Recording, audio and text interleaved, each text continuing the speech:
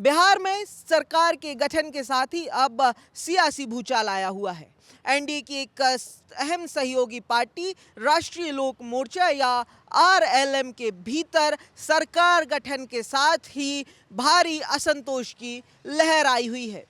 दीपक प्रकाश तो आपको याद ही होंगे, वही दीपक प्रकाश जो अब बिहार सरकार में कैबिनेट मंत्री है, वही दीपक प्रकाश जो शपथ ग्रहण के लिए जीन्स और खुली हुई शर्ट पहनकर पहुंचे थे और प्रधानमंत्री मोदी के पैर छूकर सुर्खियों में आए थे। दीपक प्रकाश आरएलएम के राष्ट्रीय अध्यक्ष उपेंद्र कुशवाहा के बेटे हैं और बिना विधायक बने वो बिहार सरकार में मंत्री हैं। दीपक प्रकाश के कैबिनेट मंत्री बनते ही बीजेपी पर वंशवाद को आगे बढ़ाने के आरोप लगे थे। वहीं अब इन आरोपों के बीच कुछ हवा ठंडी हुई थी कि आरएलएम के करीब आधा दर्जन से ज़्यादा सीनियर नेताओं ने इस्तीफा दे दिया। आरोप लगाया कि उपेंद्र कुशवाहा पार्टी की समाजवाद की विचारधारा को पीछे छोड़ वंशवाद को या परिवारवाद को आगे बढ़ा रहे हैं। ये आरोप केवल दीपक प्रकाश के मंत्री बनने को लेकर नहीं थे, ये आरोप इसलिए लगे क्योंकि आरएलएम को एनडीए के सीट शेयरिंग फॉर्मूले के तहत बिहार विधानसभा चुनाव में 6 सीटें मिली थी। इन 6 में से 4 सीटों पर आरएलएम ने जीत दर्ज की, जिनमें एक विधायक जो हैं वो उपेंद्र कुशवाहा की पत्नी स्नेहलता कुशवाहा भी है।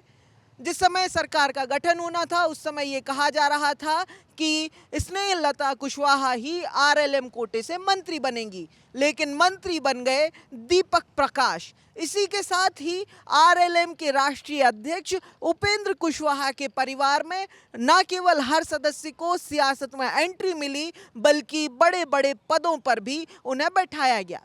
खुद उपेंद्र कुशवाहा पार्टी के राष्ट्रीय अध्यक्ष होने के साथ साथ राज्यसभा के सांसद हैं। वहीं स्नेहलता कुशवाहा जो उनकी पत्नी है वो विधायक हैं और दूसरी तरफ दीपक प्रकाश जो ना विधायक हैं ना विधान परिषद के सदस्य, वो बिहार सरकार में पंचायत राज जैसे अहम विभाग के मंत्री हैं।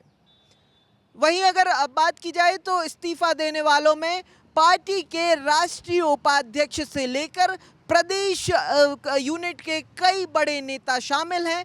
कुल मिलाकर 7 बड़े नेताओं ने इस्तीफे दिए हैं। इन अगर नेताओं की बात करें तो 2 दिन के अंदर 7 नेताओं ने पार्टी छोड़ी, जिनमें जितेंद्र नाथ पार्टी के राष्ट्रीय उपाध्यक्ष हैं, परिवारवाद का आरोप लगाया और सबसे पहले पार्टी छोड़ी। जितेंद्र नाथ के अलावा पार्टी के प्रदेश महासचिव और प्रवक्ता राहुल कुमार, प्रदेश महासचिव और नालंदा जिला प्रभारी राकेश रंजन सिंह, प्रदेश महासचिव और जमुई जिला प्रभारी विपिन कुमार चौरसिया, प्रदेश महासचिव और लखीसराय जिला प्रभारी प्रमोद यादव और शेखपुर जिला अध्यक्ष पप्पू मंडल ने पार्टी का दामन छोड़ दिया और एक समान ही आरोप लगाते हुए तमाम नेताओं ने पार्टी छोड़ी।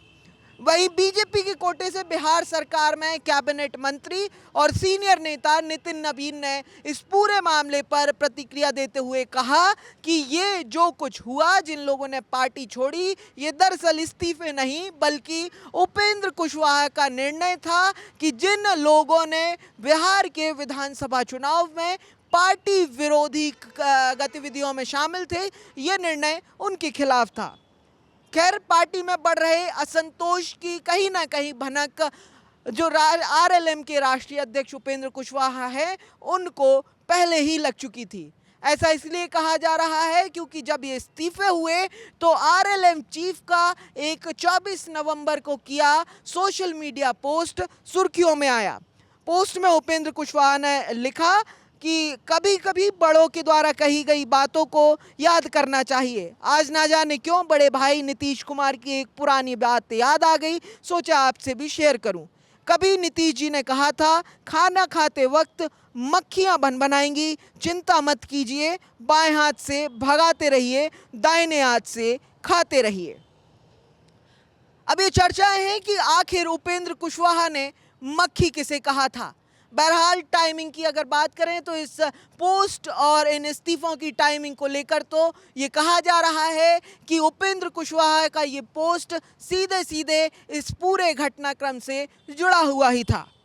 बहरहाल वंशवाद के आरोपों के बीच बिहार की सियासत अहम मोड़ लेती हुई नजर आ रही है। ऐसे में देखना दिलचस्प होगा कि आगे क्या सियासी समीकरण बैठते हैं। प्रखर जैन, द प्रेस, हिंदी।